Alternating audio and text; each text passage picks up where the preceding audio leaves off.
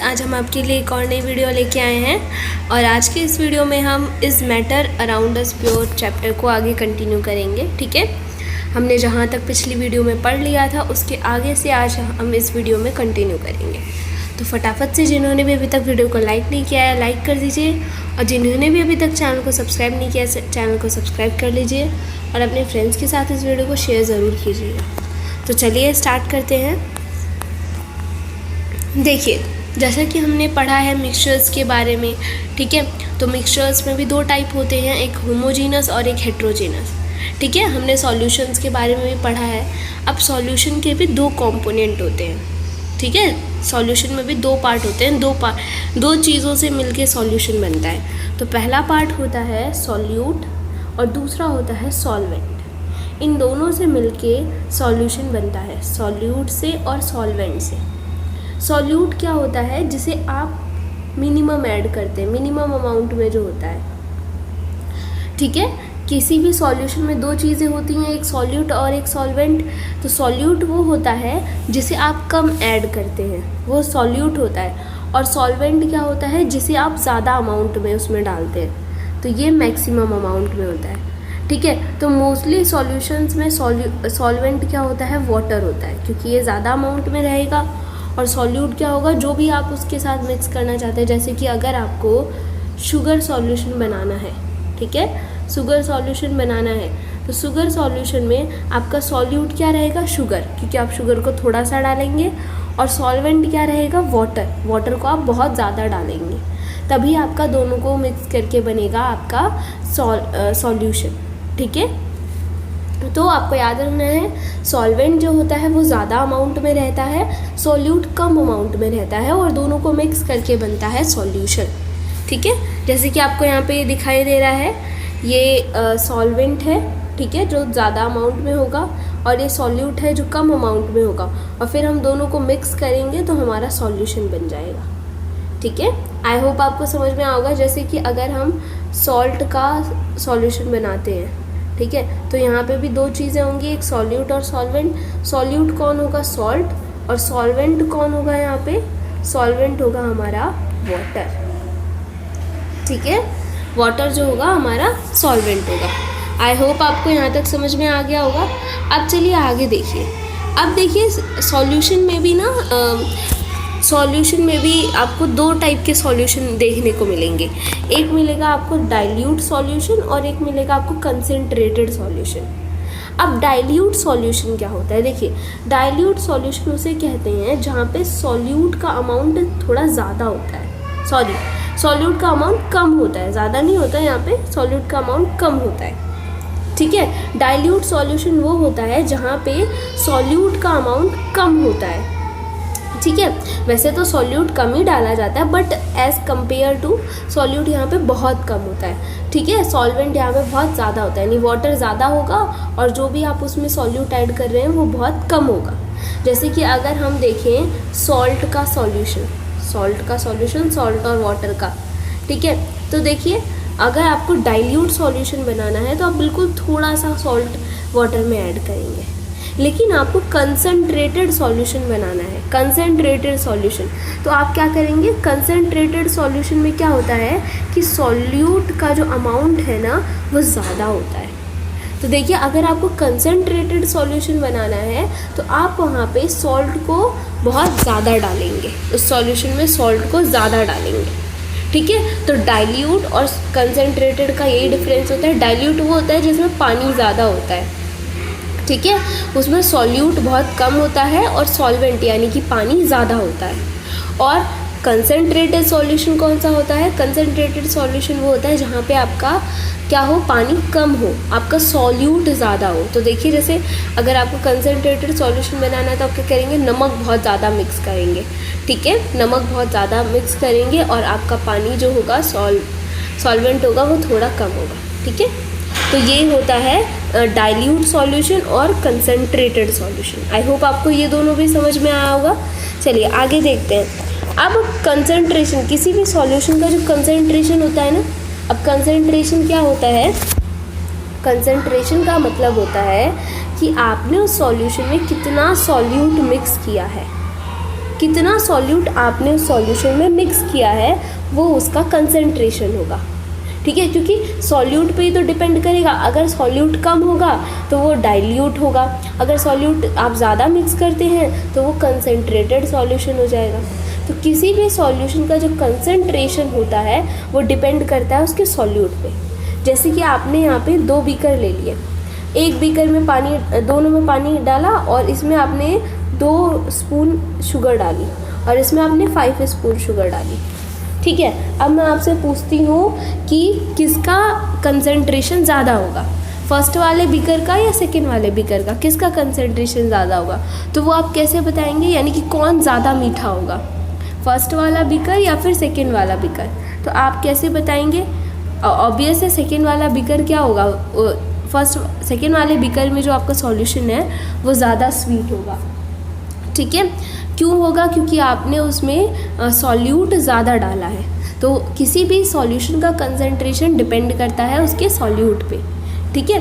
अब देखिए mathematically formula है, ये फार्मूला है सॉल्युबिलिटी निकालने का और ये फार्मूला है कंसंट्रेशन को फाइंड करने का, इनटू 100 होगा यहाँ, ठीक है। कंसंट्रेशन को फाइंड करने का फार्मूला ये है अमाउंट ऑफ सॉल्यूट, जितना सॉल्यूट है उसको ऊपर लिखते हैं, अमाउंट ऑफ सॉल्यूशन, जितना सॉल्यूशन का अमाउंट है उसको नीचे लिखते हैं और 100 से मल्टीप्लाई कर देते हैं और ये आपका परसेंटेज में कंसंट्रेशन निकलता है।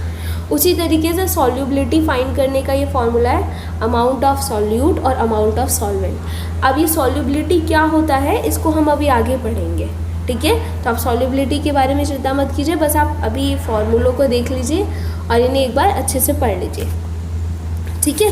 आगे देखिए, आगे है सैचुरेटेड सॉल्यूशन और सॉल्युबिलिटी। हाँ, आप पढ़ेंगे दोनों के बारे में।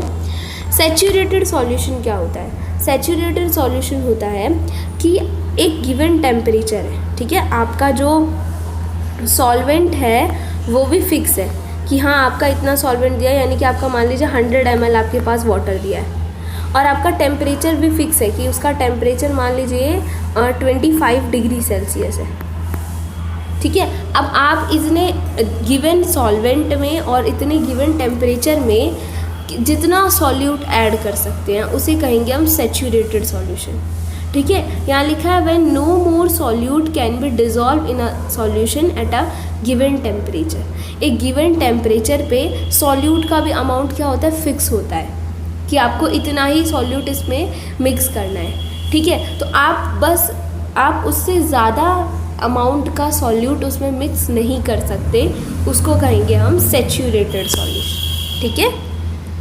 सॉल्युबिलिटी क्या होता है? सॉल्युबिलिटी होता है, मैंने आपको बताया सॉल्युबिलिटी क्या होगा कि किसी भी सॉल्यूशन में कितना सॉल्यूट प्रेजेंट है, किसी भी सॉल्यूशन में कितना सॉल्यूट प्रेजेंट है उसके अमाउंट को हम कहते हैं सॉल्युबिलिटी, और वो भी एक फिक्स टेम्परेचर पे, ठीक है। ये टेम्परेचर के हिसाब से सॉल्यूट भी क्या होने लगेगा, वो जल्दी जल्दी मिक्स होने लग जाता है उस हिसाब से। तो एक गिवन टेम्परेचर है, एक फिक्स टेम्परेचर है, उस टेम्परेचर पे किसी भी सॉल्यूशन में कितना सॉल्यूट मिला हुआ है उसे आप उसकी सॉल्युबिलिटी कहते हैं। और सॉल्युबिलिटी निकालने का फॉर्मूला भी हमने देख लिया, कंसंट्रेशन निकालने का भी फॉर्मूला हमने देख लिया, ठीक है। चलिए अब आगे आता है expression of concentration of a solution. अब कंसंट्रेशन निकालने का जो फॉर्मूला हमने देखा, ठीक है, तो 2 तरीके से आप कंसंट्रेशन को निकालते हैं। पहला होता है मास बाय मास परसेंटेज, यानी कि आप ऊपर भी मास लिखते हैं नीचे भी मास लिखते हैं, इनटू 100 करते हैं, ये वाला। और दूसरा होता है मास बाय वॉल्यूम परसेंटेज, यानी कि आप ऊपर मास लिखते हैं नीचे वॉल्यूम लिखते हैं और इनटू 100 करके कंसंट्रेशन फाइंड करते हैं। 2 तरीके से आप कंसंट्रेशन को फाइंड करते हैं, ठीक है। तो अभी हम समझते हैं, देखते हैं पहला क्या है। फर्स्ट दिया है mass by mass percent of a solution, mass by mass, ठीक है। तो अब इसका फॉर्मूला क्या है, देखिए इसका फॉर्मूला होता है, हम ऊपर लिखते हैं मास ऑफ सॉल्यूट, हमारा कितना सॉल्यूट गिवन है, फिर नीचे लिखते हैं मास ऑफ सॉल्यूशन, यानी कि पूरे सॉल्यूशन का कितना हमारा पूरे सॉल्यूशन का मास कितना है, और इनटू में क्या कर देते हैं 100। तो यहाँ से हमारा कंसंट्रेशन निकल जाता है, ठीक है। ये फॉर्मूला होता है। चलिए इस पे एक क्वेश्चन करके देखते हैं। क्वेश्चन दिया है a solution contains 40 gram of common salt और 320 ग्राम ऑफ वाटर। देखिए एक सॉल्यूशन है, उसमें 320 ग्राम तो पानी है, तो यहाँ पे जो वाटर है कितना दे रखा है 320 ग्राम, और ये क्या होगा हमारा सॉल्वेंट, क्योंकि ये ज़्यादा अमाउंट में है। ओके, अब उसमें क्या मिक्स किया जाता है 40 ग्राम ऑफ कॉमन सॉल्ट, उसमें सॉल्ट मिक्स किया जाता है, वो भी कितना 40 ग्राम, तो ये होगा हमारा सॉल्यूट। ठीक है, अब हमें क्या फाइंड करना है, कंसंट्रेशन फाइंड करना है, और वो भी कैसे, mass by mass percent of solution, mass by mass वाले फॉर्मूले से। तो क्या होता है कंसंट्रेशन फाइंड करने का, percent mass by mass percentage से आप कंसंट्रेशन कैसे फाइंड करते हैं, क्या फॉर्मूला होता है, ऊपर लिखना होता है आपको mass of solute, okay, mass of solute, नीचे लिखना होता है मास ऑफ सॉल्यूशन, पूरे सॉल्यूशन का कितना मास होगा, और इनटू में क्या करना होता है 100।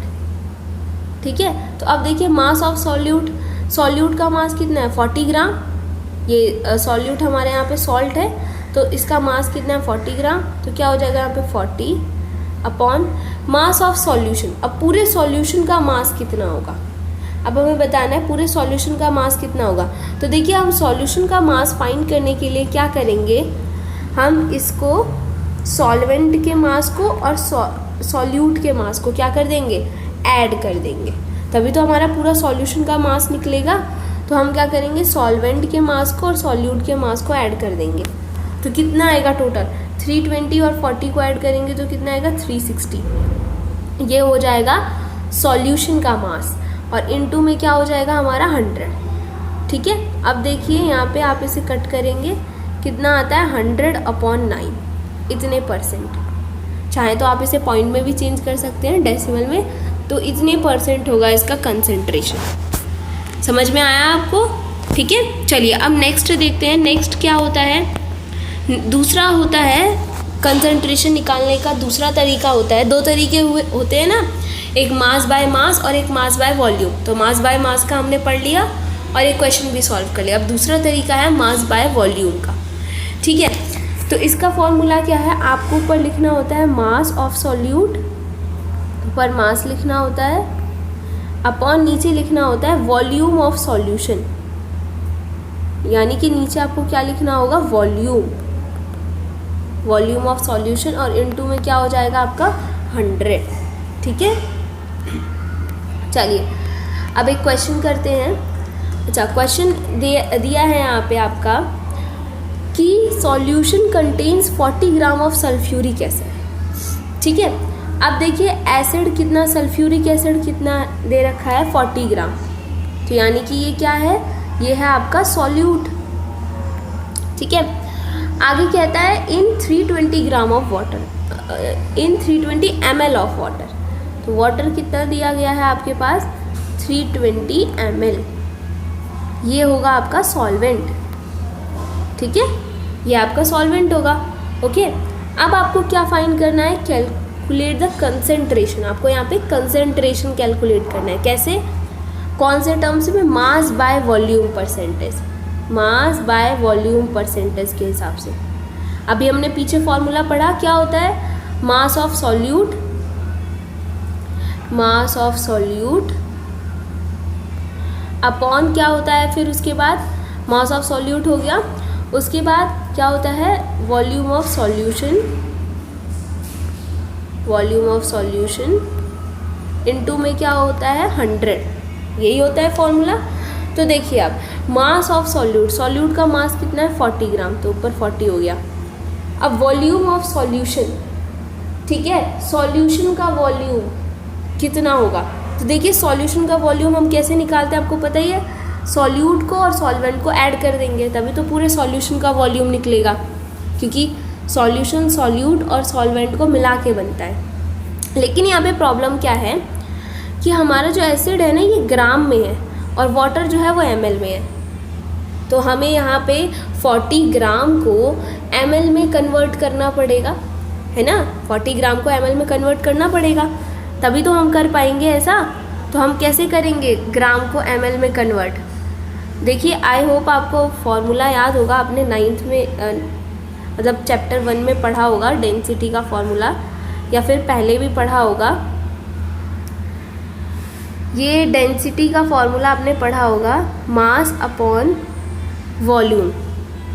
ठीक है, आपने डेंसिटी का फॉर्मूला पढ़ा होगा, density is equal to mass upon volume.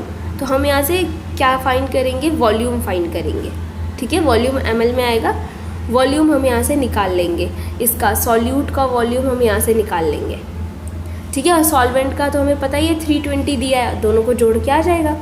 ठीक है, तो अब देखिए यहाँ पे हमारे पास डेंसिटी कितनी दी है, डेंसिटी ऑफ सल्फ्यूरिक एसिड कितना है 1.83, तो 1.83 हो गया इज इक्वल टू मास हमारे पास कितना दिया है एसिड का 40 ग्राम, 40 अपॉन वी, तो v इज इक्वल टू कितना हो गया 40 अपॉन 1.83।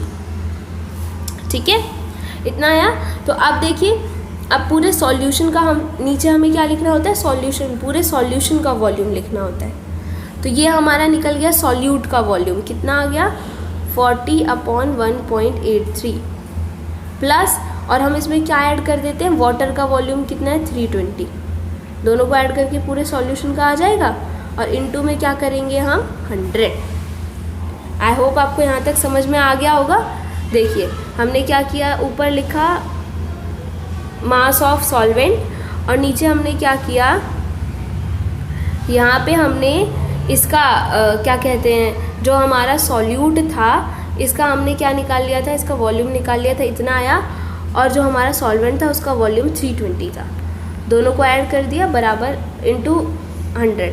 अब देखिए 40 अपॉन यहाँ हो जाएगा 40, मैं 1.83 को ना 2 लिख देती हूँ, फिर कैलकुलेशन करने में प्रॉब्लम होगी, एंड 1.83 जो है वो 2 के नियरेस्ट है, तो मैंने इसे 2 लिख दिया। ठीक है, प्लस 320 इंटू 100, देखिए यहाँ पे कितना हुआ 20 प्लस 320 इंटू 100,